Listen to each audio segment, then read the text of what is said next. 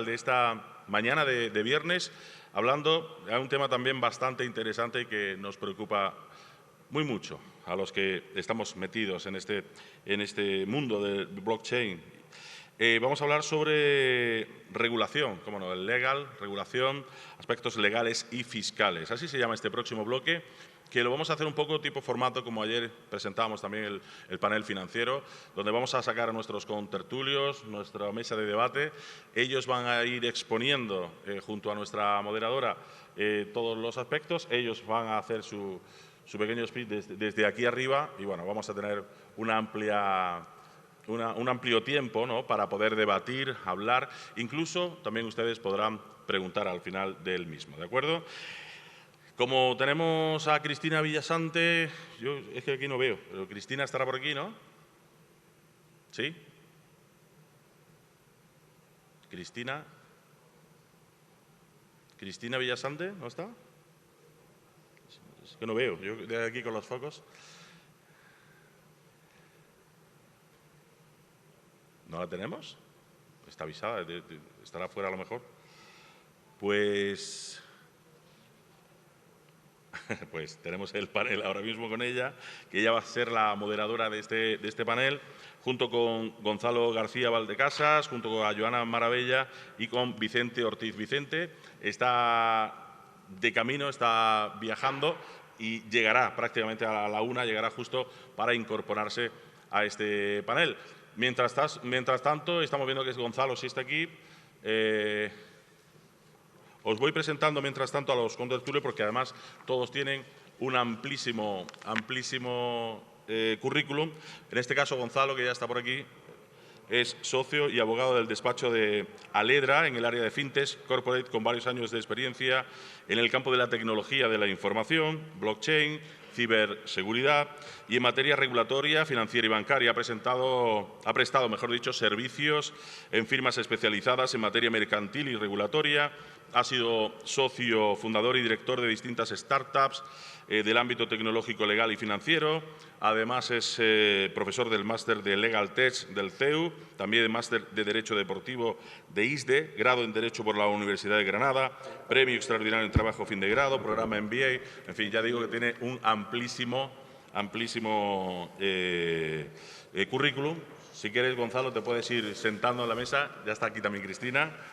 Cristina es socia del área TimeChi de Madrid, cuenta con más de 10 años de experiencia en materia de propiedad intelectual, contratación tecnológica, servicios digitales y tecnologías de la información.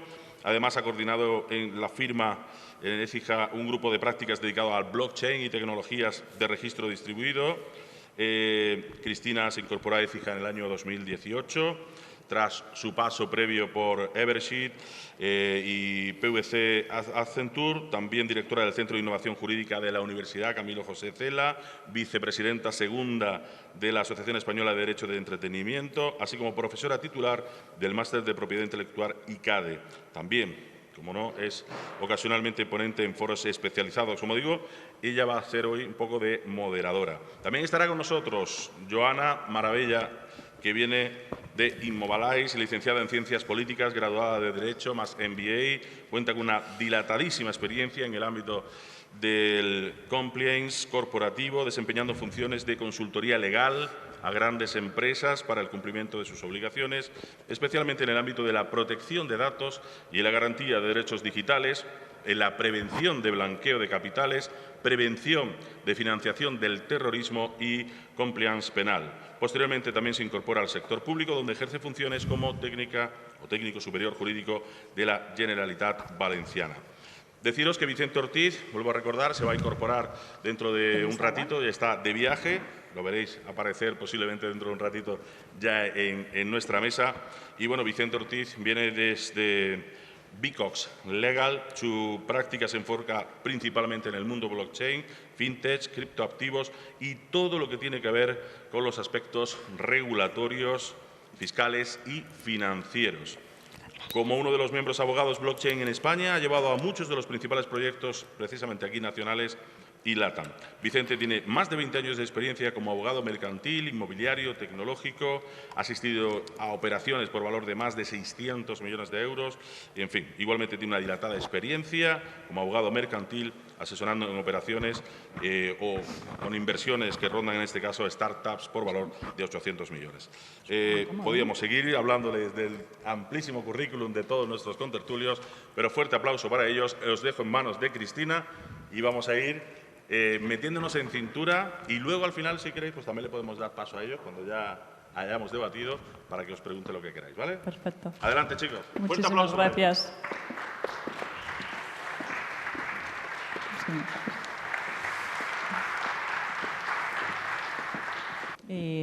Lo primero, muchísimas gracias a Bloc World, a la organización, por la invitación a este evento en el que ya es una tradición y desde luego es imprescindible estar aquí.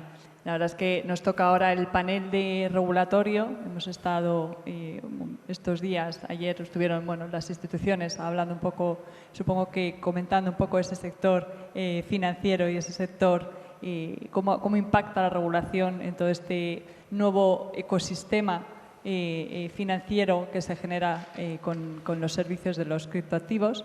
Y vamos a poner ese foco también en determinados proyectos, en las cuestiones jurídicas que impactan a determinados proyectos relacionados con la tokenización.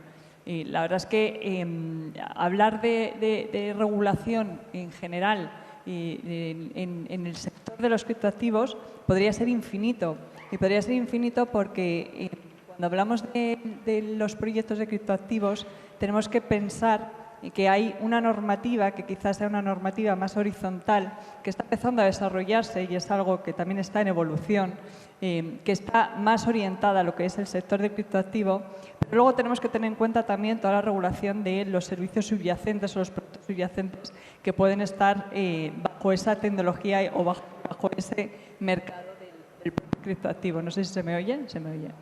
Ese servicio subyacente puede ser, si estamos delante de un activo que tenga la naturaleza jurídica de un instrumento financiero, pues tenemos que tener en cuenta la regulación relacionada con los instrumentos financieros. Si lo que estamos haciendo es un proyecto en el que lo que estamos comercializando son otro tipo de tokens, como pueden ser los tokens no fungibles y los NFTs, y estamos representando derechos de imagen o activos de propiedad intelectual, pues lógicamente lo que tendremos que tener en cuenta ahí será toda la regulación relacionada con propiedad intelectual, con derechos de imagen, con protección de marcas, etcétera. Entonces, dependiendo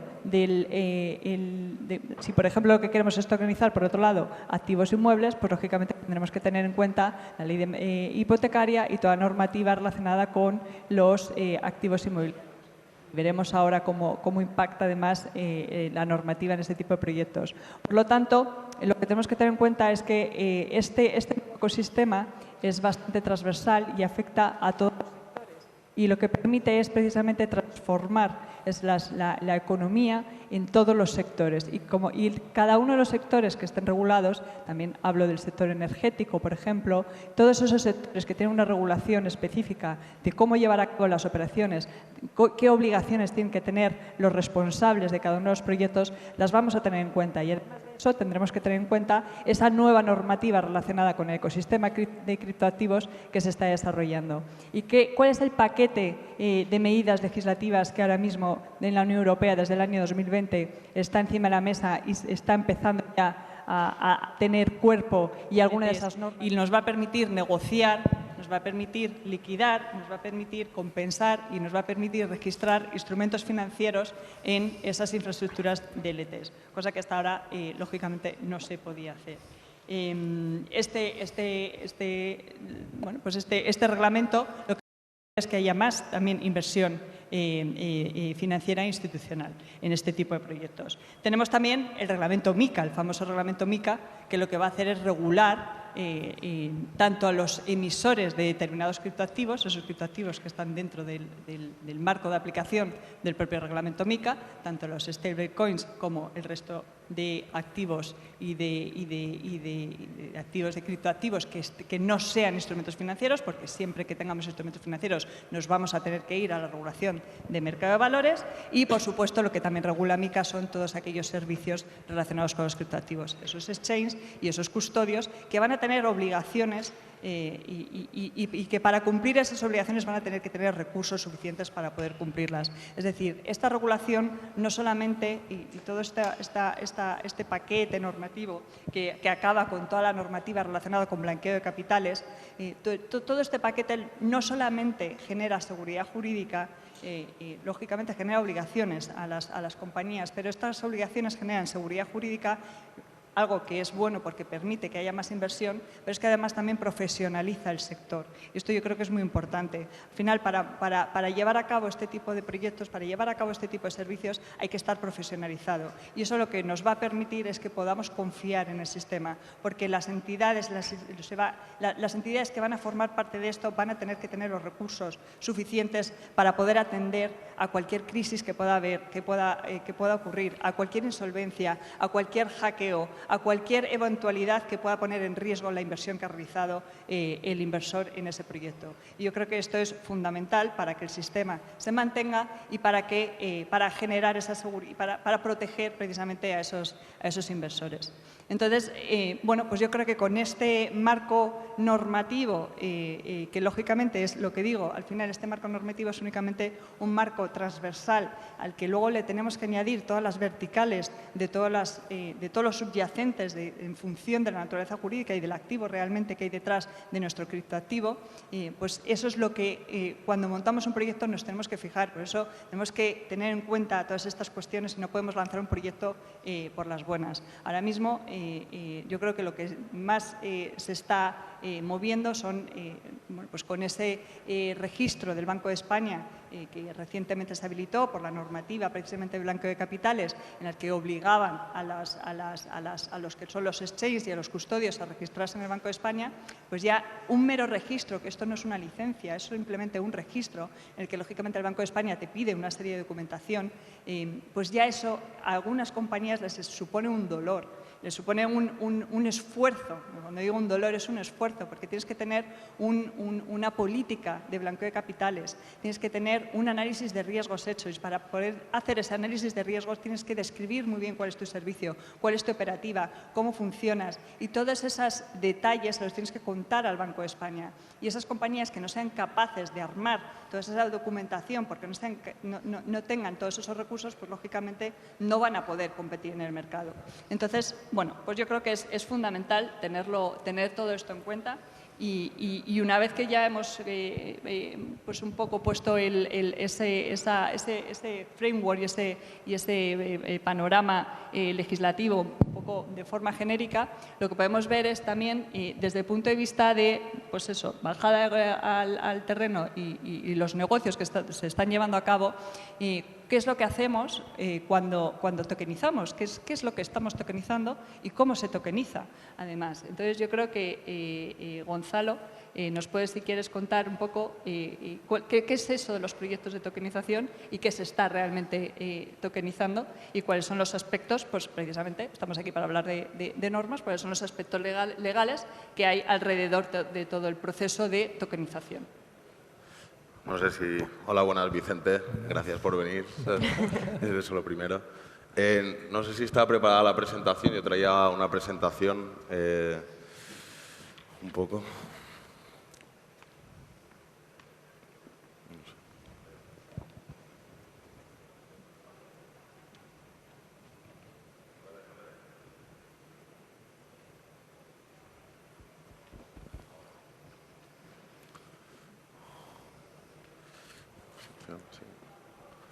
Regular. Bueno, la idea, como decía un poco Cristina, es que utilizamos la tecnología blockchain sobre todo para digitalizar, ¿no? Lo que buscamos un poco es eficientar lo que hacemos siempre y por eso es una tecnología transversal que se puede aplicar a cualquier tipo de modelo de negocio. Lo que viene a hacer un poco la regulación no es tanto a venir a regular blockchain, sino en ciertos aspectos, como veremos, a poner los puntos sobre las IES porque se han vendido ciertos activos con falta de información sobre todo. Sobre todo en el reglamento MiCA viene a decirnos cómo tenemos que, uno, proteger internamente los protocolos internos de la empresa y, por otro lado, cuáles son los derechos de información que tiene el usuario y el cliente a la hora de adquirir esos criptoactivos, ¿no? Lo que yo vengo aquí un poco rápido a explicar es qué es la tokenización, ciertos procesos y ciertos conceptos jurídicos a entender, no entrar directamente dentro de la normativa, para que se entienda qué hacemos y por qué consideramos que es un proceso de digitalización de lo que se viene haciendo desde siempre, ¿no?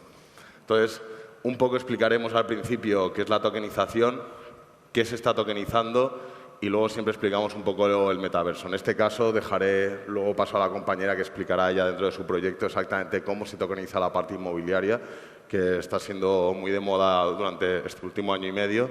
Pero antes de ello, antes de bajar al caso concreto de cómo se tokeniza una inversión inmobiliaria, hablemos de qué es tokenizar y por qué tokenizamos, ¿no?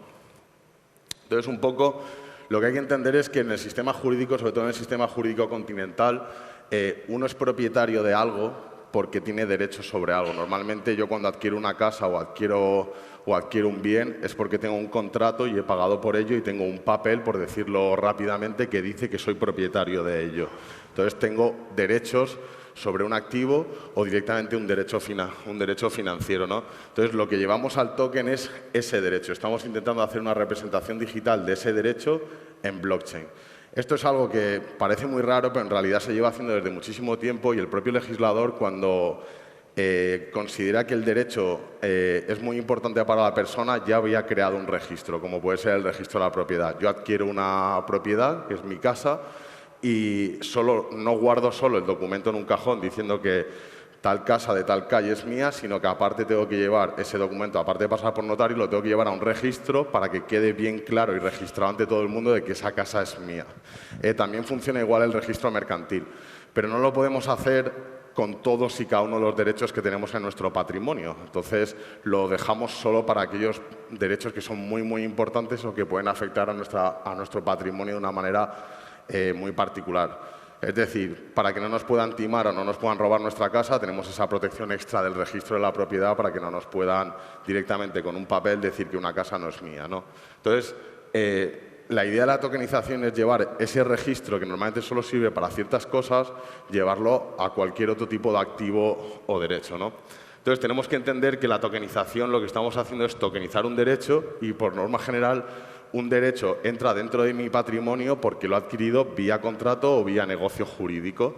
Entonces, lo que voy a tokenizar uno es ese derecho, pero voy a necesitar previamente, antes de que ese derecho entre dentro de mi patrimonio, un acto, ¿sabes?, o un documento que diga, o un título que diga que ha entrado dentro de mi documento. Por eso el propio registro de la propiedad es el mal denominado registro de la propiedad. Realmente se dice es el registro de títulos, ¿no?, donde lo que se inscribe son títulos por el cual se va transmitiendo la propiedad unos a otros. Lo que tengo es un tracto sucesivo de títulos donde va cambiando el propietario, pero en realidad porque lo que estoy metiendo es un contrato de compra-venta.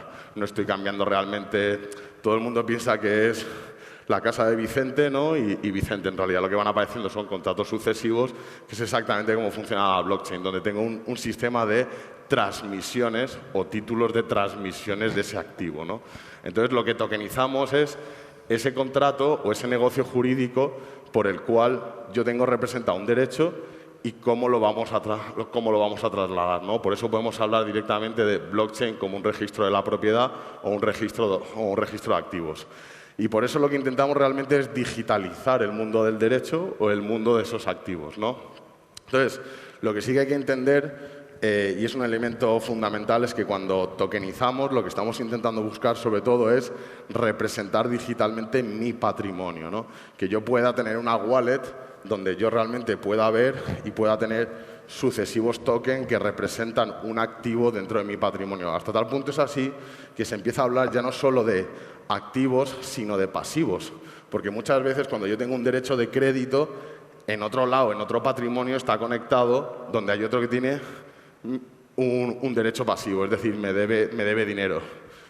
Yo tengo un derecho de crédito y él tiene un derecho de pago. Y en realidad siempre hay derechos y obligaciones que están interconectadas entre patrimonios, ¿no? Por eso la tokenización es la representación digital de conexión entre dos o más patrimonios, ¿no?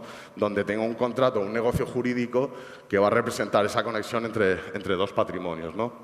Entonces, un poco quería traerlo aquí, ¿sabes?, en un esquema más o menos que es el que solemos utilizar, donde tenemos el patrimonio del emisor, que sería, por ejemplo, cualquier proyecto de estos que conocéis, que es una STO, y lo que nosotros solemos hacer es crear lo que tenemos en el centro, que es el documento de vinculación jurídica de derechos al token, es decir, cuáles son los derechos que están dentro del token, es decir, que están vinculados al token y solo por el hecho de poseer ese token, yo, si soy titular de esa wallet, voy a tener ese activo dentro de mi patrimonio. Entonces, eso es un documento, que es lo que ahí tenéis puesto, que es el qué derecho es, ¿no? Lo que solemos hacer es meter ese documento dentro del smart contract para que quede en la blockchain constancia de que ese derecho representa ese token. Que no es más un poco lo que se hace en el registro de la propiedad, que no sé si lo conocéis, que es la inmatriculación, que es lo primero que se hace. Tú lo primero que llevas al registro es la creación del inmueble en el registro, que es inmatricular el inmueble en el registro, y a partir de ahí nos los vamos a ir trasladando, ¿vale? Luego, la segunda característica que ponemos en ese documento es lo que llamamos la ejecución de prestaciones o sistemas accesorios de tecnología. Es decir, no solo que ese token representa un activo dentro de mi patrimonio solo por el hecho de poseerlo, sino que voy a poder hacer ciertas cosas con ese token. Es decir, si yo, por ejemplo, tengo una inversión, donde tenga ese token es donde voy a cobrar mis rendimientos. Entonces, es una prestación accesoria de ese contrato de haber comprado ese derecho, donde dice que donde yo tenga ese token es donde yo voy a pagar. Otro elemento accesorio, por ejemplo, es la automatización de la cláusula de cesión. Es decir, solo por la transmisión de ese token entre dos wallets, automáticamente va a entrar en aplicación la cláusula de cesión del contrato que tenemos en medio y voy a poder directamente trasladar la propiedad de ese derecho a otra persona.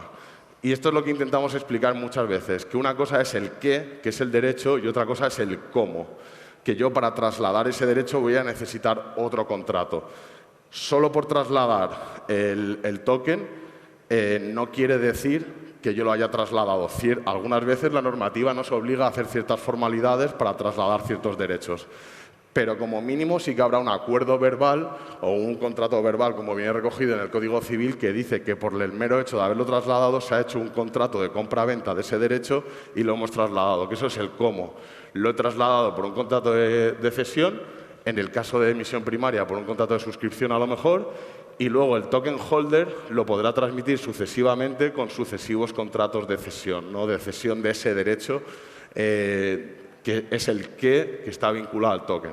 Entonces hay que separar un poco lo que serían los derechos asociados al token, cuáles son las características tecnológicas que me ofrece ese token, que otra de ellas, por ejemplo, es la identificación. A veces, por ejemplo, lo hablábamos con la compañera, aunque yo haya trasladado el token y lo haya vendido por fuera, necesitaré coger ese token, volver a la página principal y utilizarlo para identificarme ante la empresa como que soy el nuevo titular.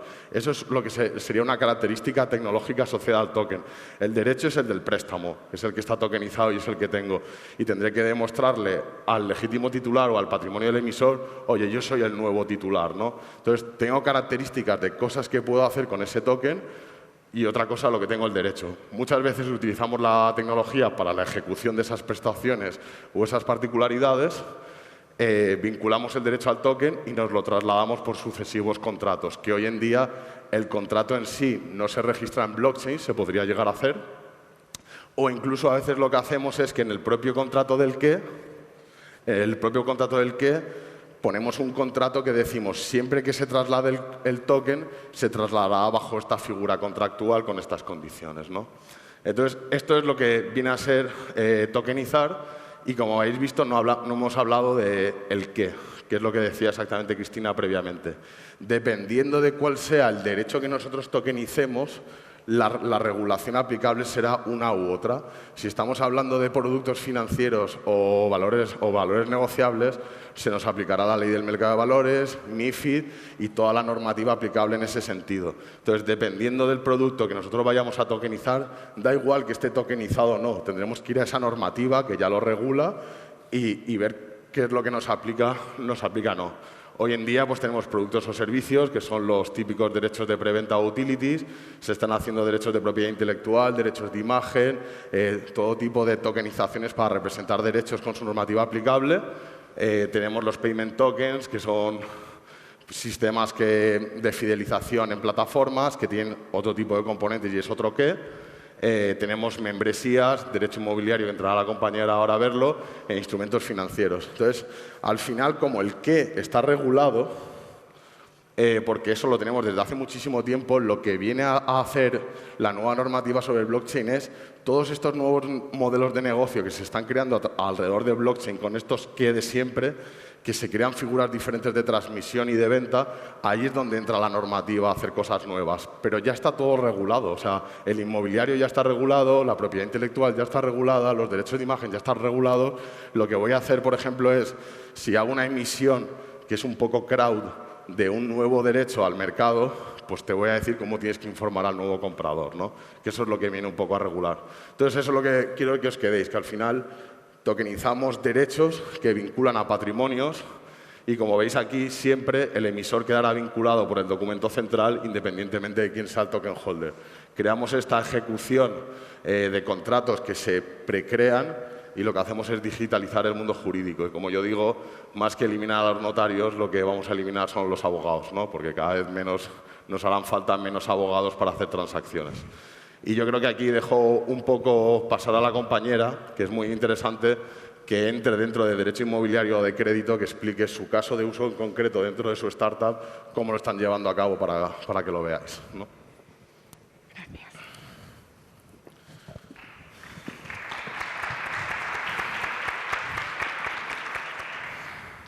¿Está la presentación lista?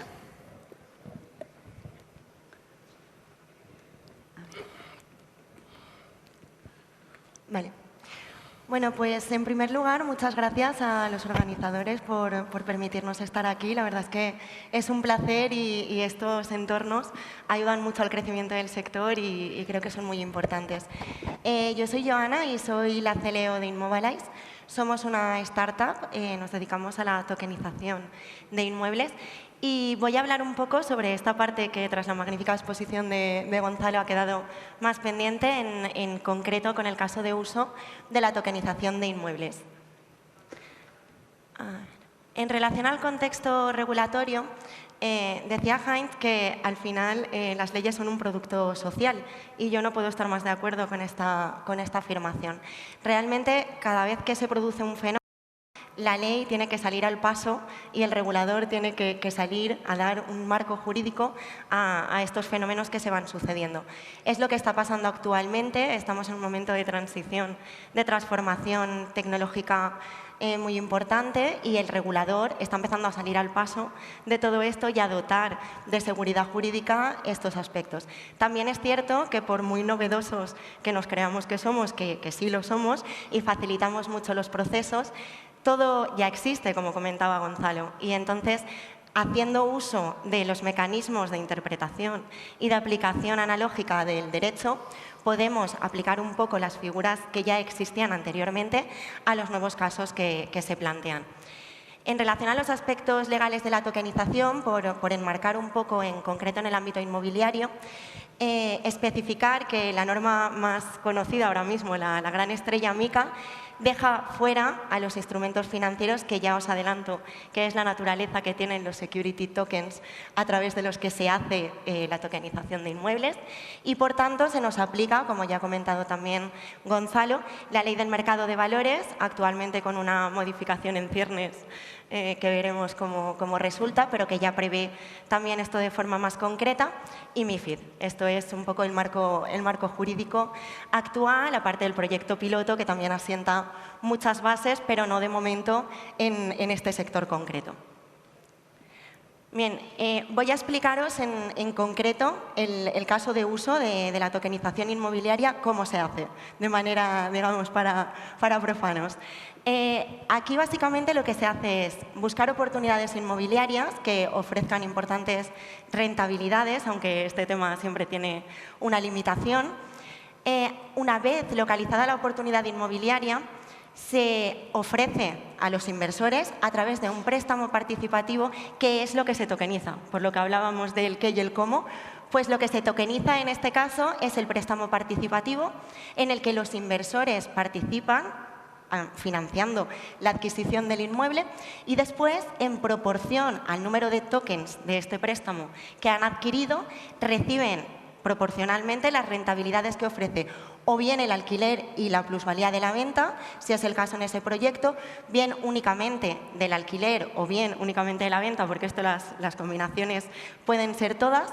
Y una vez recibe las rentabilidades, ya se ha ejecutado digamos, el préstamo participativo y siempre contando en este caso con la garantía de tener un colateral, que es el inmueble que dota de mayor seguridad a este negocio porque siempre tiene detrás un bien tangible, físico, que viene a garantizar un poco este negocio. Es importante especificar en este caso que, como comentaba también Gonzalo, que me ha precedido, el registro de la propiedad no permite, en este caso, para formalizar, digamos, se requiere una formalidad añadida para el caso de la propiedad, que es la escritura.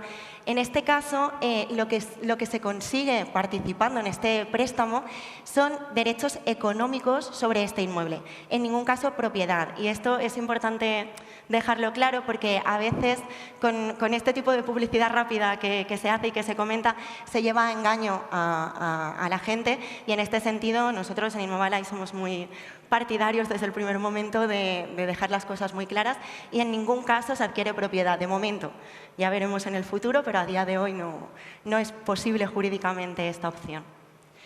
Entrando en concreto en la naturaleza de los tokens, como he avanzado, son security tokens que equivalen a instrumentos financieros tradicionales, en concreto a los valores negociables, y por tanto, como decía, se rigen por la normativa que se aplica a los instrumentos financieros tradicionales también, en particular la Ley del Mercado de Valores. La forma de emitir estos instrumentos financieros, de emitir nuestros tokens, es a través de una STO, Security Tokens Offering, y esta STO se rige por la Ley del Mercado de Valores, que lo que viene a especificar es que hasta 8 millones de euros de emisión en un periodo de 12 meses, la obligación es pasar una previa validación por una empresa de servicios de inversión autorizada por la CNMV. En este caso, una vez se supere el umbral de los 8 millones, ya directamente la validación vendrá por parte de la Comisión Nacional del Mercado de Valores.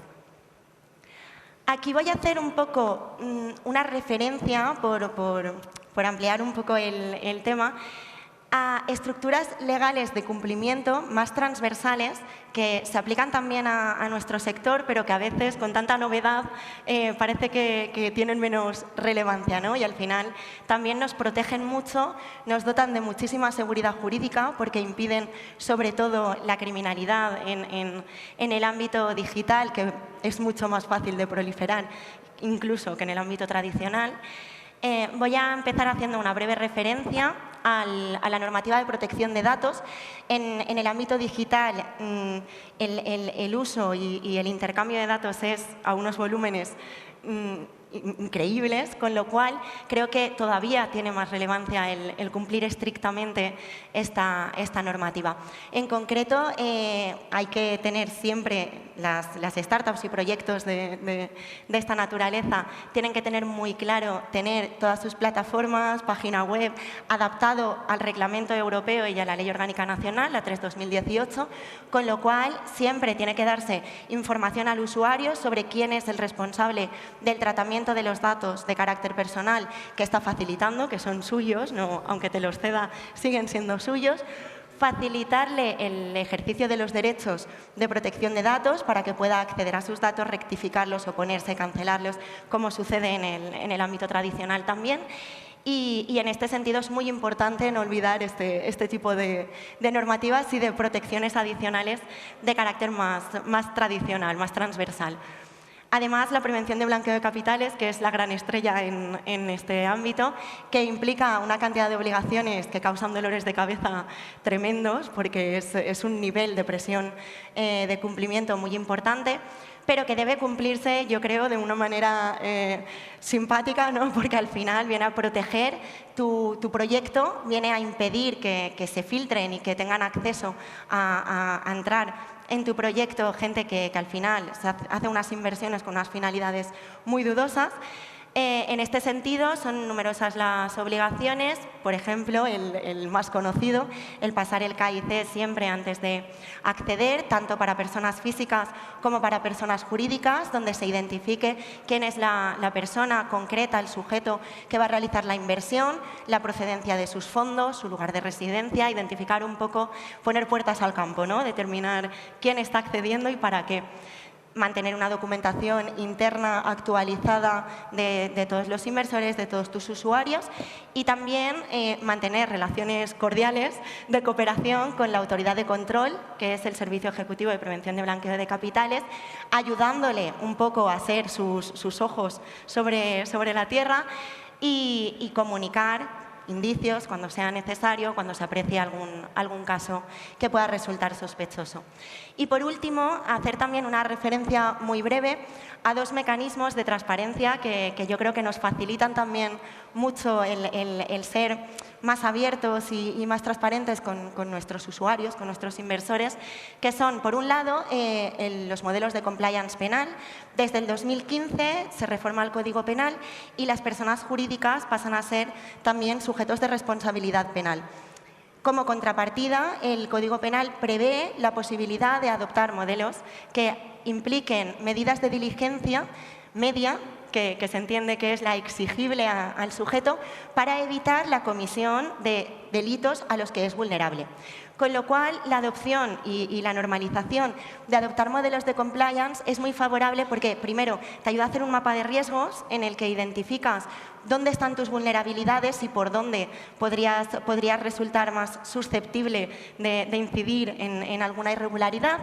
Y además de esto, también el adoptar cortafuegos, medidas de diligencia en todos los procesos internos que lo que hacen es evitar cualquier tipo de infracción o de resultado delictivo. Asimismo, también supone la implicación de códigos éticos y estándares de ética empresarial que también yo creo que favorecen mucho a nuestro sector y hacen que desde fuera, ¿no? desde el mundo más tradicional, se nos vea con mejores ojos desde el punto de vista estético también.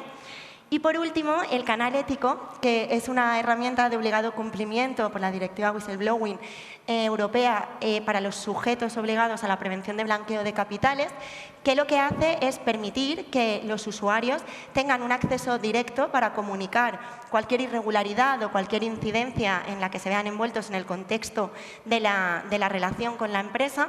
Y en este sentido se tiene que facilitar la posibilidad de que lo hagan de forma anónima y además también es un plus porque ayuda en muchos casos a la conciliación también extrajudicial si no se hace de forma anónima y también permite, hilando con lo que comentaba anteriormente de los derechos de protección de datos y la importancia de facilitar el ejercicio de estos derechos, permite ejercer dichos derechos en materia de privacidad a través de este canal ético. Con esto termino mi exposición y doy paso al siguiente ponente. Gracias.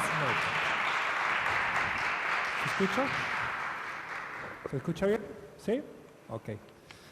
Pues nada, venía en el coche desde Málaga pensando, bueno, ¿de qué tema podría hablar que tuviese relación con regulatorio, tema legal, que pueda aportar valor a la audiencia, ¿no? Cuando ocurren esos mecanismos del pensamiento, yo a veces lo que hago es lo dejo fluir y digo, mira, la verdad se manifestará. Justamente entrando por la puerta, me encuentro unos compañeros, gente que hacía tiempo que no veía, me preguntan, oye Vicente, tú que estás en Marbella, hay que hay tanto inmobiliario, y también estás en criptomonedas, ¿se puede hacer una compraventa de una casa en España? ¿Ah? Me quedé ahí, fue un comentario que hizo el compañero, pero justamente bajando y sentándome aquí, veo que los compañeros están hablando también de blockchain inmobiliario. Pues va a tener que ser que tengo que hablar de blockchain inmobiliario. Y a la pregunta de si es posible realizar una compraventa de una casa en Bitcoin, una criptomoneda, la respuesta corta es que sí. Quizás no tan obvio para muchas personas, pero el mecanismo de las compraventas en criptomonedas es algo que viene muy atrás. Evidentemente, ha habido países más pioneros que otros, ¿no? Estados Unidos siempre a la vanguardia y Dubái también.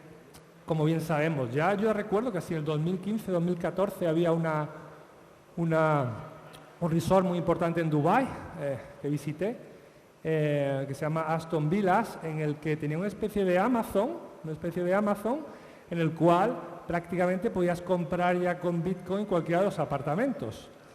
Y me sorprendió y bueno, ahí se quedó y lo fui rumiando y vi si realmente había la posibilidad de realizar una compraventa en Bitcoin en España.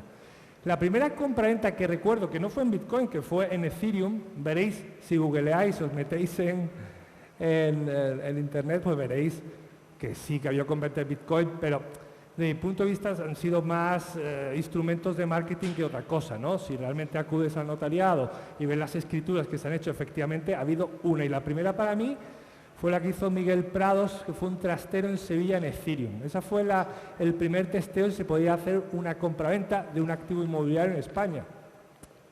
Sí es cierto que yo estuve en contacto con Miguel en aquellos entonces y fue algo como demasiado artesanal, ¿no? Sí es cierto, el importe era pequeño, era adecuado, correcto, pero todo el tema fiscal estaba muy en ciernes, ¿no? Cuando hablábamos con la notaría, hablábamos con los registradores, con la Dirección General de Tributos, pues básicamente lo que nos decía, mira, Bitcoin es un bien, en este caso Ethereum es un bien, el trastero es otro bien, entonces lo que estás haciendo es una permuta. No me cuentes historias, tú tribútame con una permuta, ¿no? Yo prefiero pagar desde la perspectiva del método de pago, ¿no? Yo prefiero considerar esa criptomoneda como un método de pago. No, déjate historias. Estás cambiando un bien por otro bien, permuta, y me lo tributas con una permuta. Bueno, lo hicimos de aquella manera, se consiguió entrar y todo ok. La pregunta siempre andaba rumiando. A través de ahí sí que empezaron a venir clientes con la posibilidad de comprar inmuebles, porque son activos en Costa del Sol con criptomoneda, e intentamos, y lo que hicimos es crear un protocolo. Vamos a crear un protocolo en el cual todas las partes estén tranquilas. Lo primero que tienen que entender, si alguno está inmobiliario, que los vendedores generalmente no quieren recepcionar Bitcoin. Si así fuera, es muy sencillo. Básicamente vas a la escritura, el notario certifica que va de wallet a wallet, se pagan los impuestos y ya está. El primer mecanismo era crear un mecanismo fiable de KYC de AML, o sea, que no se colara ningún chico malo. Un chico malo que se cuele en cualquier negocio, como bien sabéis, pues lo acaba rompiendo. Entonces, los mecanismos de KYC AML tenían que ser muy, muy bancarios. O sea, realmente esa persona que venía con la cripto, ¿qué actividad tenía? ¿Qué trazabilidad tenía? ¿De dónde venía? Entonces, esos fueron los primeros mecanismos que implementamos. Un mecanismo de KYC AML con un estándar bancario para expulsar a los chicos malos de la ecuación. Salvado ese asunto, pues nos quedaba el tema, evidentemente, de que los notarios se avinieran un poco a entender el mecanismo y cómo funcionara.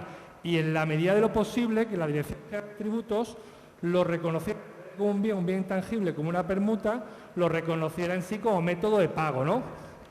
Hubo alguna sentencia del Tribunal Europeo que nos ayudaron en ese sentido, y a fecha de hoy os tengo que decir que sí se está admitiendo Bitcoin o criptomonedas como método de pago, ¿vale? Si alguno de vosotros tenéis algún negocio inmobiliario, estáis pensando en comprar algún activo con cripto, un activo inmobiliario en este caso, y el vendedor no va a recepcionar cripto, que es lo normal, pues ahora hay un instrumento ahora que se llama OETC, bueno, básicamente es la casa de cambio de toda la vida, pero bueno, que os da unas condiciones pues mucho más económicas, con menos comisión a la hora de recepcionar esa cripto y darle los euros al vendedor. A veces ellos se involucran también en la operación, en el sentido que hacen también su propio KYC AML, y la verdad que siempre cuatro ojos miran más que dos, ¿no? Que se ha procedido, ya sea directamente con la certificación de los wallets, directamente recepcionando el vendedor lo que es la cripto, o intermediando una casa de cambio, un OETC, que va a la notaría con el cheque bancario y se lo da al vendedor, pues vendría el tema del pago de impuestos, ¿no? Evidentemente aquí una diferente fiscalidad. Esta fiscalidad inmobiliaria pura, como ven, pues pagará el IVA correspondiente si es vivienda nueva, pagará transmisiones patrimoniales que corresponde ya al tipo acorde en la comunidad en la que se realice. En Andalucía, por ejemplo, es un 7%.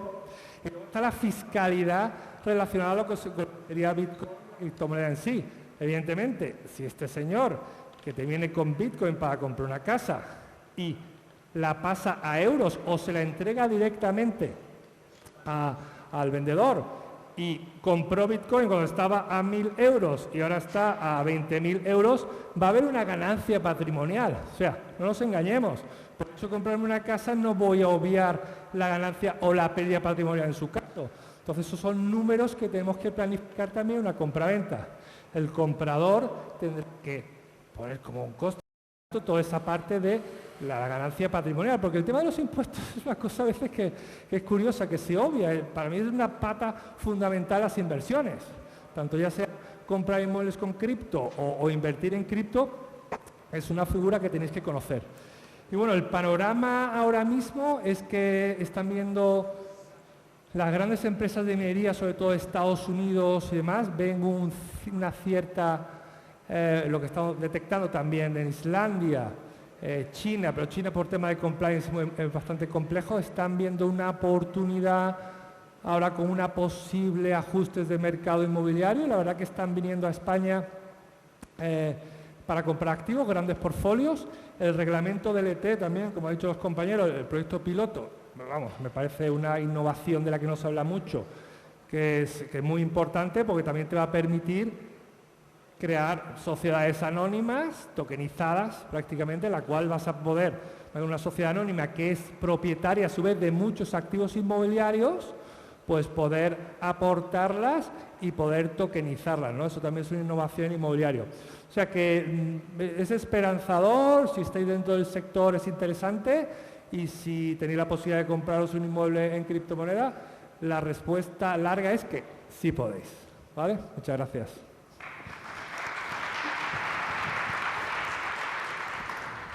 Bueno, muchísimas gracias a los tres. Yo creo que un poco por iniciar el debate, al final nos hemos centrado en activos inmobiliarios, tokenización de activos, primero en general, y activos inmobiliarios.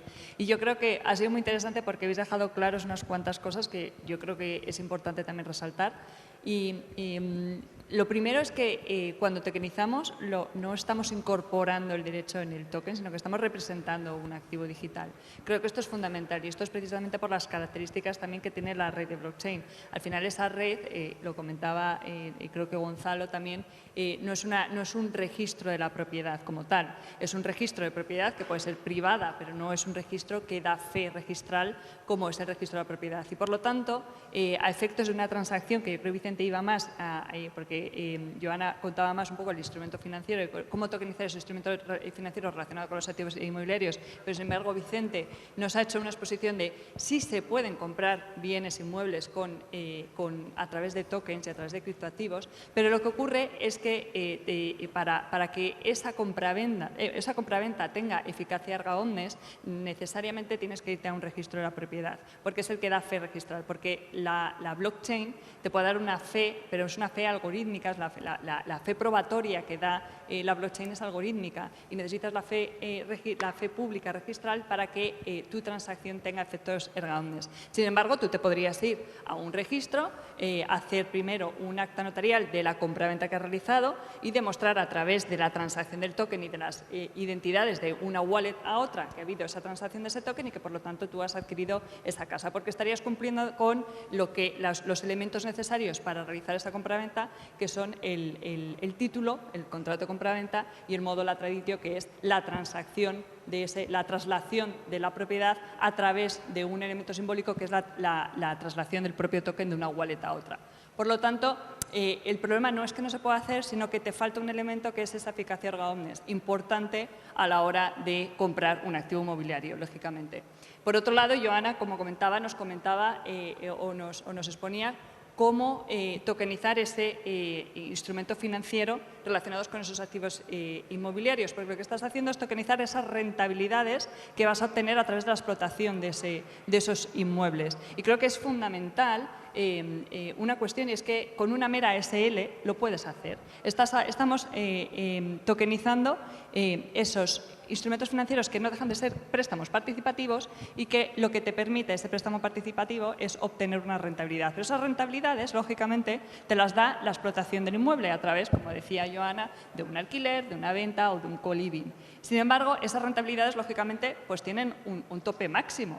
Entonces, ¿qué es lo que le estamos ofreciendo al inversor como valor añadido por hacerlo a través de un sistema de tokenización? Bueno, pues la propia rentabilidad que luego tiene el propio activo, el propio criptoactivo. Esas rentabilidades adicionales que se pueden obtener que en el mundo tradicional, lógicamente, no se pueden obtener. Entonces, yo creo que con todo esto y con todo lo que comentábamos también de la normativa que viene, la primera pregunta se la voy a hacer a Joana, precisamente en relación con esa incorporación / representación de los derechos en esos activos digitales que son los tokens, y cómo cambia esto con el reglamento de régimen piloto, en el que es precisamente una de las normas que lo que nos va a permitir ya no solamente representar, sino incorporar el activo, porque ya esos instrumentos financieros, precisamente esos valores negociables, los vamos a poder incorporar a la blockchain, y la blockchain en ese momento sí que se va a convertir como un registro de anotaciones en cuenta, que es precisamente hasta la entrada en vigor de este reglamento necesitabas un depositario central. Y bueno, pues lo que nos permite este reglamento es un reglamento piloto, por cierto. O sea, aquí lo que vamos a hacer es probar la tecnología y ver cómo funciona todo esto. Pero precisamente cuáles son los retos y cuáles son las oportunidades relacionadas con esos modelos de negocio relacionados con la tokenización de esos instrumentos financieros en el sector inmobiliario, cuáles son esos retos y oportunidades en relación con la entrada en vigor y la puesta en marcha, que en vigor ya está, pero no empieza a ser aplicable hasta el 23 de marzo del reglamento de régimen piloto. Bueno, pues la verdad es que yo creo que el reglamento de régimen piloto es una auténtica revolución. Creo que el efecto que produce en el sistema financiero tradicional es increíble, porque creo que ya se ha llegado a apreciar las ventajas que la tecnología aplicada a este sector puede suponer, y se está empezando a facilitar. De momento, en el reglamento se limita a ciertos supuestos. En nuestro caso, todavía estaríamos limitados y no tendríamos el acceso a participar de la seguridad jurídica que ofrece este régimen.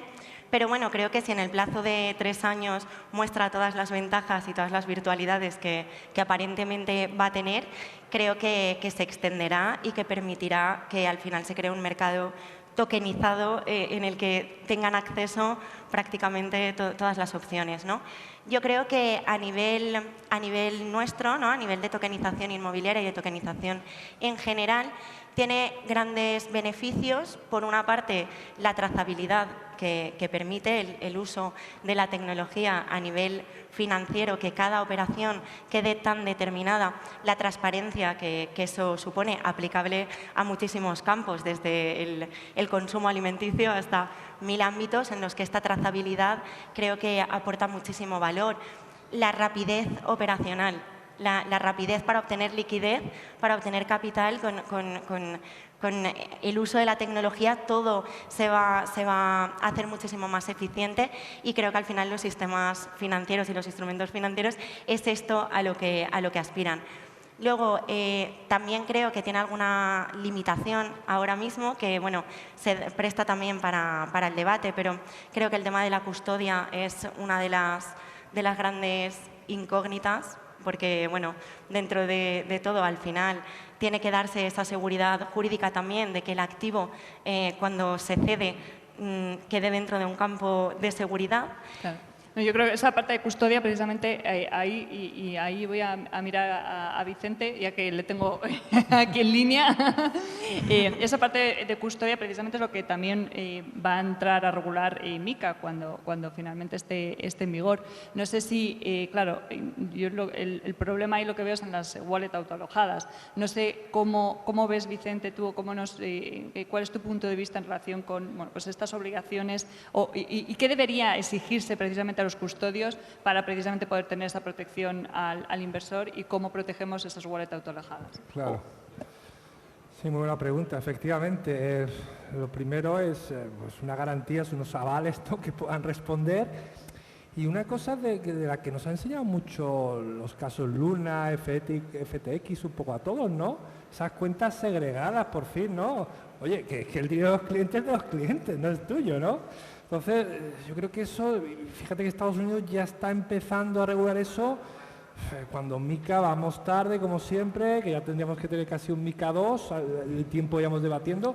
Además, inciso, a mí hay cosas que me alucinan, o sea, estaban empezando con el borrador de MiCA y estaba la Comisión Europea en bloque dando turnés por Asia diciendo que hemos sacado la primera ley del criptomercado, como sacando pecho de innovación en Europa a través del legislativo, ¿no? Es una cosa alucinante y ahora lo vuelven a retrasar porque los compañeros no han traducido, no ha dado tiempo a traducirlo a los 24 idiomas. Bueno, inciso, pero hay cosas un poco, pero sobre todo cuenta segregada yo creo que es importantísimo a la hora de proteger el dinero. Oye, tío, el dinero es de los clientes.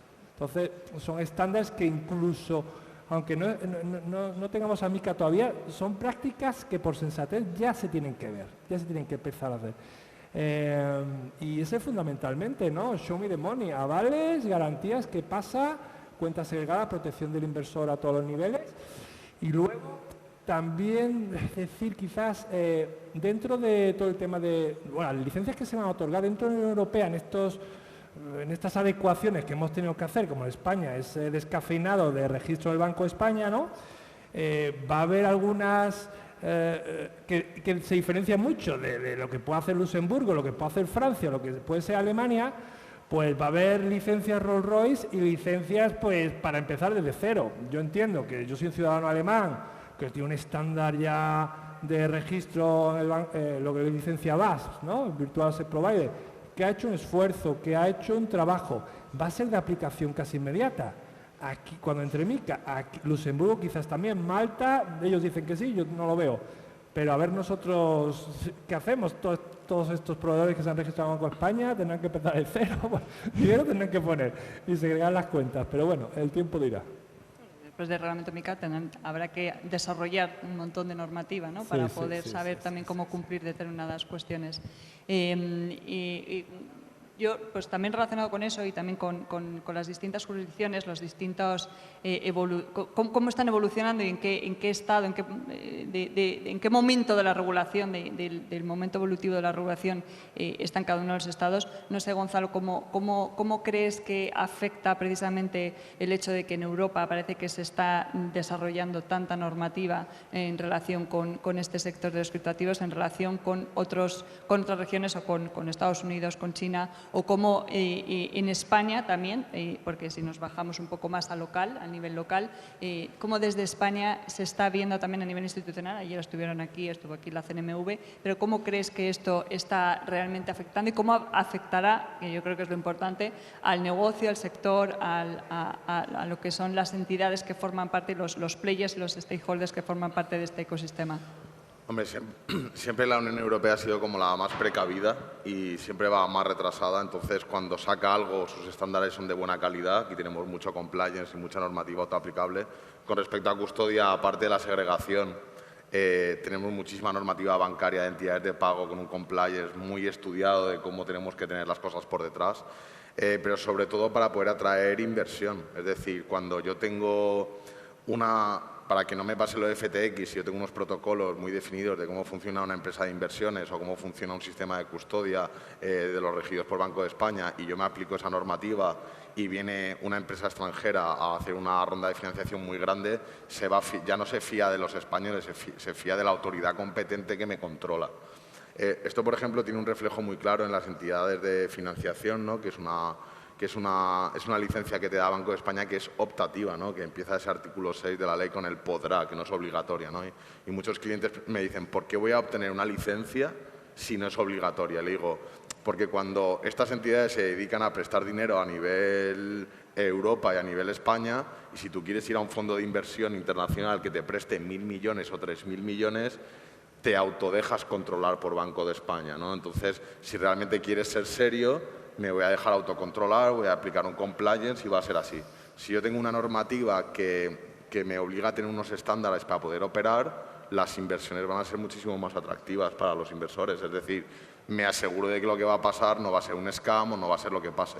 Justo en LinkedIn, y lo hablábamos ayer, yo decía que uno de los problemas de FTX es la falta de regulación y la falta de control compliance por detrás, y en LinkedIn había una persona que me decía, hombre, pues si FTX tenía todas las licencias que tú quisieras, y el tío me copiaba de los términos y condiciones y tenía más de 25 licencias en Chipre, Bahamas, Brasil y tal, ¿no? Con respecto a las licencias Rolls-Royce, ¿no? Pues al final, aunque tengas 25 licencias a nivel mundial, pues mira lo que ha pasado. Al final lo que quieres es un sitio donde realmente haya una autoridad competente que te controle, que tengas que hacer un reporting y que funcione. Y esperemos que España pues no vaya retrasada, ¿no? Que realmente haya interés y que no nos pase como siempre Vicente, que viene al despacho de me quiero ir a Estonia, me quiero ir a Letonia, me quiero ir a no sé dónde, sino que realmente podamos tener el foco aquí que sea atractivo, ¿no? Hablaba justo con varias entidades de pago, que son todas francesas, y decían que en tokenización, donde en Francia no ven que haya startups que salgan, que lo que está saliendo en materia de tokenización es España, Andorra, y que se está moviendo mucho aquí, y se están viniendo aquí a ver cómo funcionamos porque creen que es lo que va a haber, ¿no? Entonces, queremos un polo bueno para que nos podamos regular y pueda haber realmente atracción de inversión y crecimiento.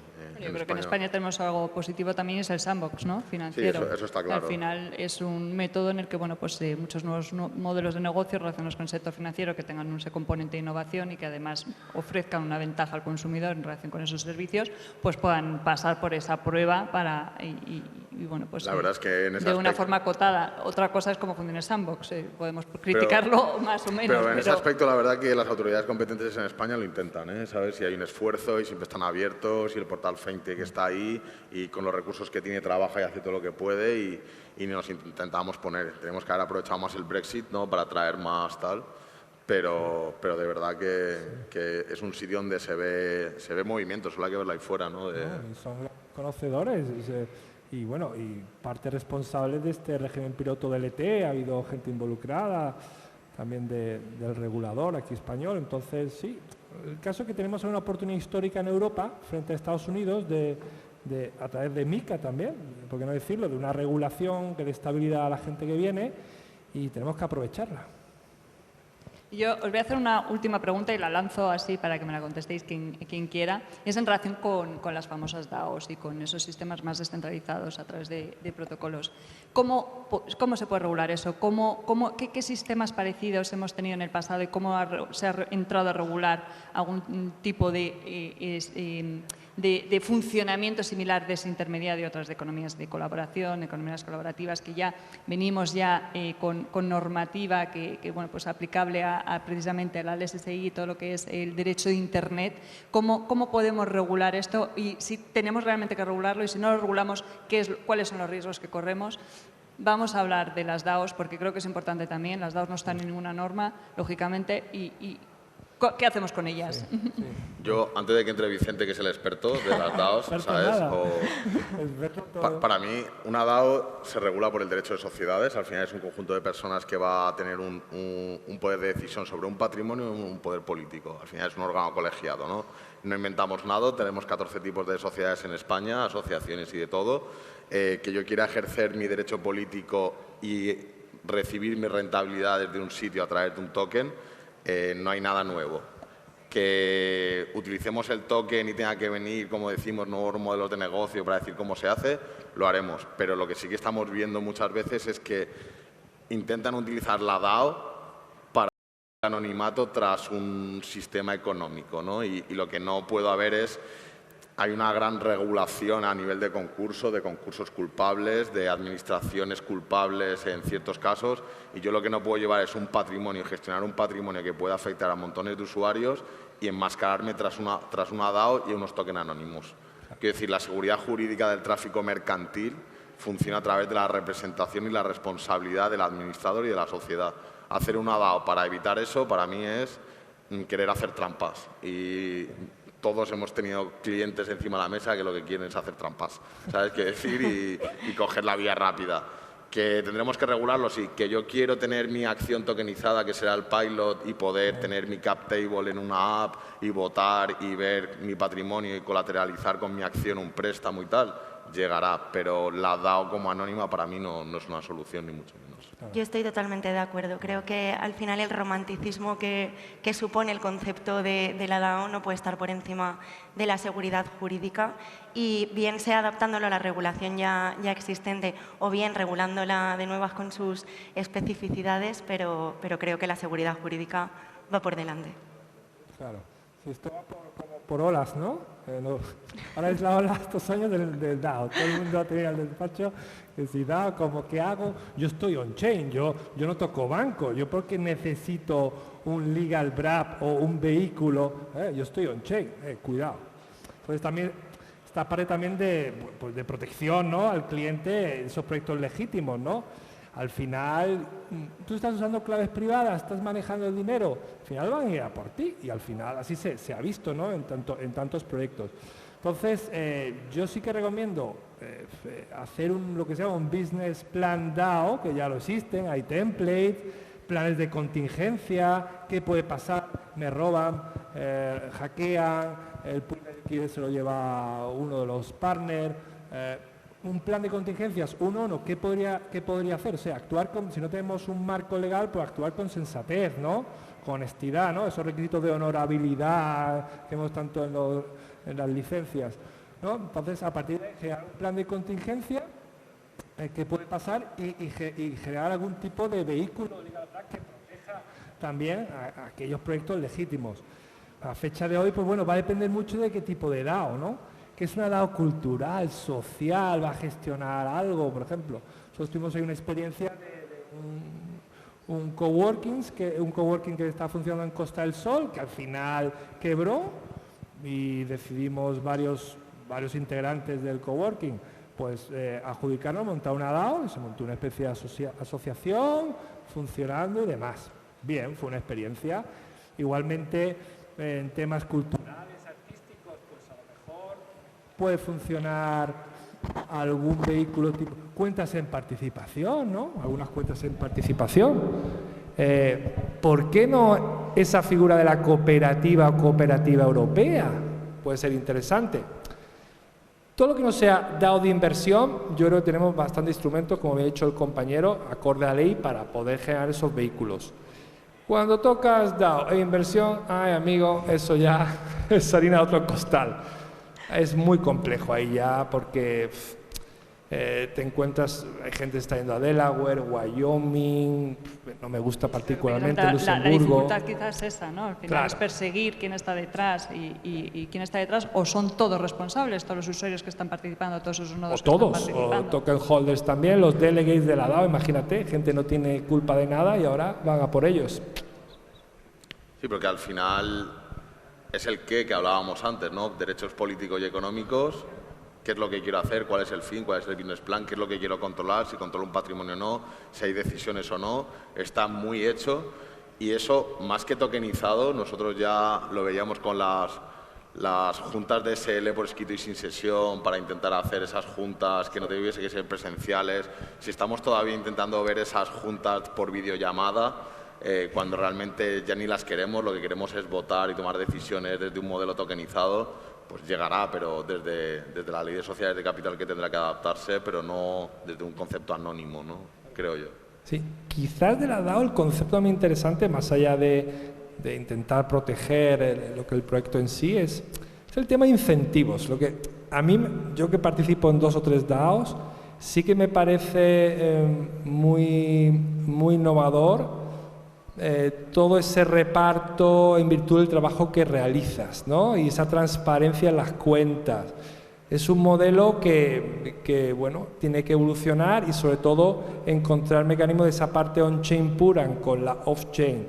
Quizás un mecanismo interesante puede ser lo que se llama ahora el enjambre de DAOs, que son DAOs para manejar el dinero, segregación de las cuentas, una DAO que tenga la propiedad intelectual, otra DAO más operativa, pero bueno, no deja de ser un experimento social somos personas al final los que estamos ahí, financiero, legal, a todos los niveles. Me apasiona por el tema del experimento en sí, pero vamos a ver cómo va avanzando. Vamos a ver, y al final yo creo que acabará a lo mejor teniendo, como decías, Joana, una regulación específica conforme con las especificidades que necesita este tipo de funcionamiento y este tipo de interactuación entre los distintos usuarios que no deja de ser esa sociedad civil. Pues yo creo que pasamos ahora a las preguntas del público. No sé si alguien quiere lanzar alguna pregunta.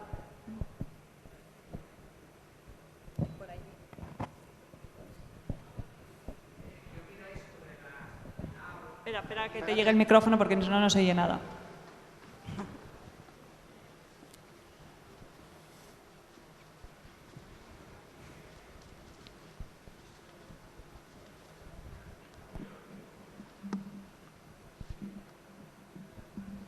Sí.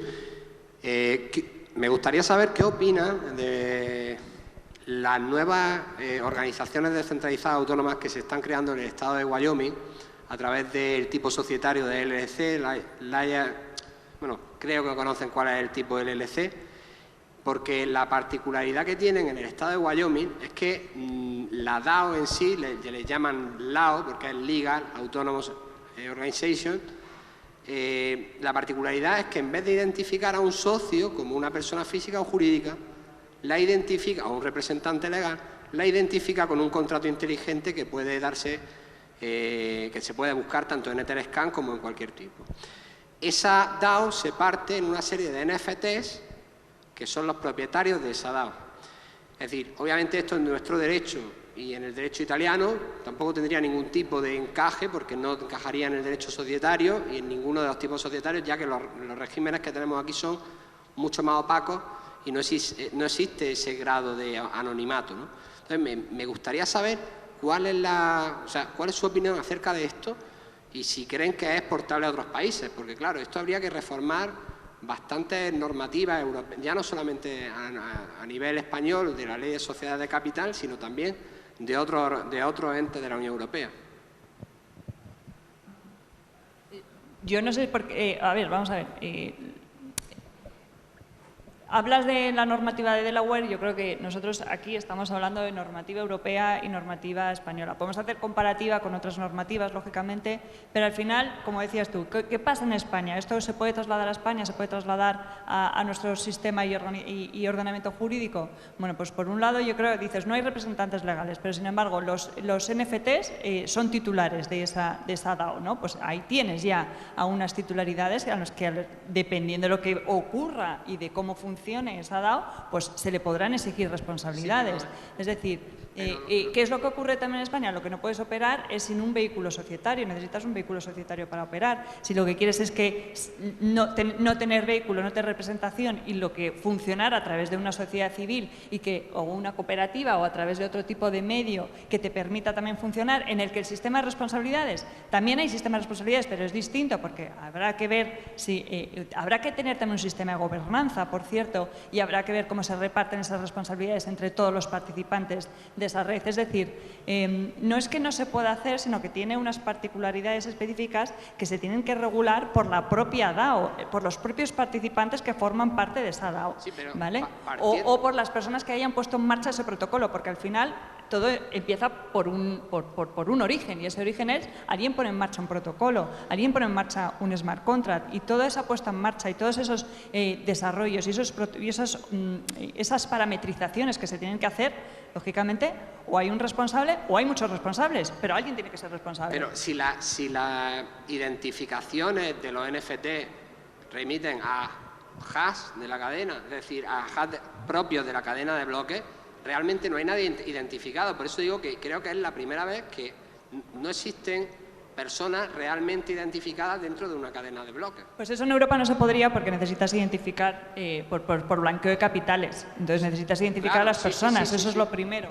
Sí, pero que me ha extrañado que el estado de Wyoming haya permitido que dos DAOs de estas características hayan establecido este tipo societario. Que es verdad que en los tokens aparece la información societaria de la supuesta compañía LLC, pero que no deja de ser una DAO, es un contrato de Ethereum, ¿entiendes? No sé, yo personalmente creo que sí que existen elementos societarios anónimos que se llaman sociedades anónimas, ¿no? Donde no es importante el socio dentro de la sociedad, pero sí a elementos fiscales, ¿no? Entonces, ese protocolo donde se rige el funcionamiento son unos estatutos, solo que pasados a derecho informático. Anonimato. ¿Sabes qué decir? Pero al final lo que busca la normativa española es proteger ese capital y mi inversión dentro de ese protocolo. Entonces, responsabilizas a alguien, que es la sociedad anónima. Responsabilizas a la sociedad anónima y al administrador. Que yo no estoy identificado ante la sociedad o ante un tercero cuando opera en el tráfico mercantil. Puede ser, que habrá que verlo, pero al final para mí no deja de ser protocolos que deben ajustarse a estatutos, y esos estatutos está estudiadísimo desde hace cientos de años cómo funciona el derecho societario, cuáles son los límites y por qué se han impuesto. Y me parece increíble lo que decía Vicente, ¿no? O sea, utilicemos la blockchain para que sea transparente, para firmas mancomunadas, para cómo se reparte de manera automática, para que el administrador no se lo pueda llevar crudo, para que quede toda la parte contabilizada clara, no sé qué, y puedo hacer cosas muy chulas, transparentes, que ha habido problemas en sociedades. Pero, oye, paga tus impuestos y, sobre todo, desde el momento en que hay una responsabilidad patrimonial de tu patrimonio, tendré que saber quién eres, y tenemos un problema, o sea, los papeles de titularidad real que tenemos que hacer en el notario siempre para cualquier cosa es por algo, ¿no? Porque al final hay una responsabilidad en el tráfico y si pasa algo tiene que haber alguien. Y si no, hazlo anónimo y pon un seguro, que responda el seguro si pasa algo, ¿no? O no lo sé, ¿sabes? Y con Wyoming también decir que ha habido mucho marketing, porque han tenido muchos problemas las primeras DAOs, sobre todo las DAOs de inversión. Ha venido la SEC y le ha dicho, muy bien, DAO de inversión, muy bien. Ofrécele tu producto a la gente de Wyoming, un 0,8% de la población de Estados Unidos. ¿Estás ofreciendo en California? No, las han parado. O sea que al final, mucho cuidado con a ver dónde nos vamos, porque puede haber sorpresa. Hombre, el mundo anglosajón es muy diferente al nuestro. Estados Unidos, curiosamente para mí, es uno de los mayores paraísos fiscales del mundo. Tiene esa pseudo-anonimato en muchos, los corporations, por ejemplo, es alucinante, te ponen un director y no aparece nadie. Pero para el mundo DAO hay muchos estados que han intentado atraer inversión, y para, sí, proyectos de tecnología es interesante ir on-chain, total, para proyectos culturales, sociales, pero muchas DAOs de inversión que tocan elementos financieros van a por ti igualmente, ¿no? Entonces, mucho cuidado, estudiarlo todo muy bien y asesoraros. Y también, Vicente, hay que tener en cuenta que esto existe, que es el marketing jurídico. ¿Sabes? Que decir que, claro. ¿sabes? Que Gibraltar saca una ley de hace 3 años sobre blockchain y eran 7 principios que no decía nada, y vas a capa y espada diciendo que tienes normativa blockchain, ¿no? Que alguien se quiera posicionar diciendo algo, pues oye, hasta que no hay una regulación seria de la Unión Europea con compliance detrás, pues nadie se lo cree, o los juristas de verdad cuando viene, pues te quieres ir a Estonia, hacerlo en Estonia, pues ala, pues mira lo que ha pasado en Estonia, que han hecho borrón y cuenta. Lituania ahora, Lituania. ¿no? Eso... Yo creo que sí, hacemos una analogía, por ejemplo, en las plataformas de intermediación de Internet, ya tuvieron sus problemas en su día, porque son las plataformas que dicen eso, oye, yo solamente estoy poniendo una herramienta tecnológica para que los usuarios puedan utilizarla, y los usuarios son los que suben los contenidos, y por lo tanto son los que estarían infringiendo derechos de propiedad intelectual si esos contenidos no tienen la licencia suficiente para poder estar en esa plataforma, y yo no soy responsable. Yo no soy responsable, soy el prestador del servicio. ¿Por qué no soy responsable? Porque solamente estoy poniendo la tecnología y lo están usando los usuarios. A raíz de esos modelos de negocio y esos nuevos prestadores de servicio de intermediación, surgieron una normativa que empezó en el 2000, porque la primera directiva de servicios de comercio electrónico es del año 2000, y esa normativa, que está transpuesta en nuestro ordenamiento jurídico a través de la LSSA, y que ahora todo eso se va a reforzar con la nueva Ley de Servicios Digitales, que es un reglamento europeo, pero lo que establece esa normativa es un régimen de responsabilidad específico para ese tipo de prestadores de servicios. Por eso digo que a lo mejor donde tenemos que ir es a algún tipo de regulación parecida, en el que lo que se está estableciendo es un régimen de responsabilidad entre el desarrollador del protocolo, el que lance el proyecto para que pueda empezar a funcionar, y todos los nodos que vayan participando en función de las participaciones que estén haciendo, de los tokens de gobernanza que se estén poniendo en marcha, es decir, de todas esas funcionalidades. Pero ese régimen específico, por ejemplo, en materia de plataformas de servicios de intermediación, es que esas plataformas no son responsables de lo que ocurra en su plataforma, salvo que tengan un conocimiento efectivo de que está ocurriendo realmente algo en su plataforma y no eliminen ese contenido ilícito. Es decir, si una plataforma de servicio de intermediación sabe que un usuario ha subido un contenido ilícito en su plataforma y no retira ese contenido ilícito, entonces sí que sería responsable. Pero si no tiene conocimiento efectivo y además actúa de una manera pasiva, es decir, lógicamente, si es la propia plataforma la que está de alguna manera participando, colaborando para que ese contenido esté explotándose de manera ilícita, pues también tendría responsabilidad. Pero si no, si únicamente lo que hace es eso, poner esa plataforma tecnológica y poner ese medio tecnológico para que los demás lo puedan usar, pues no es responsable, ¿vale? Entonces yo creo que podríamos ir a un sistema parecido que permita, bueno, pues regular de alguna manera este tipo de organizaciones que funcionan de forma distinta a las organizaciones tradicionales. No sé si tenemos mucho tiempo, se acabó. Pues yo creo que lo dejamos aquí. Muchísimas gracias y gracias a todos por estar ahí. Gracias. A ver. Había una pregunta justo ahí. ¿Hay una pregunta más? Venga, pues rápido, ¿vale? Hola. Sí, yo estoy trabajando como desarrollador y CTO en varias empresas de blockchain y en una de las que he participado hemos tenido durante bastante tiempo una duda de si los que nos han contratado para hacer desarrollo quieren hacer un scam, ¿vale? Entonces estuvimos ahí pensando, ¿qué hacemos si realmente resulta un scam? Nosotros desarrollamos los smart contracts que el owner puede ejecutar muchas cosas. Si lo hace bien, pues no pasa nada, ¿no? Pero si lo hace con la idea de robar a la gente, lo podría hacer, ¿no? Entonces, nosotros como equipo de desarrollo, ¿tenemos responsabilidad alguna? O si tenemos, ¿cómo nos podemos defenderse? Nosotros hacemos desarrollo, te lo pasamos, ¿no? Pero después, si lo usas mal, nosotros, ¿en qué situación estamos? Ahí los Q&A de FinTech de marzo del lo que sea, no me acuerdo ya, lo hemos repetido muchas veces, dice que el proveedor de tecnología nunca es responsable por lo que haga. Al final, el que es responsable es el que lo emite. Sin perjuicio de eso, lo mejor es hacer un contrato claro de prestación de servicios tecnológicos donde tú dices que una vez entregado el código y liberado las llaves, por decirlo de alguna manera, el smart contract, el desarrollador ya no es responsable de lo que se haga con ese aparato.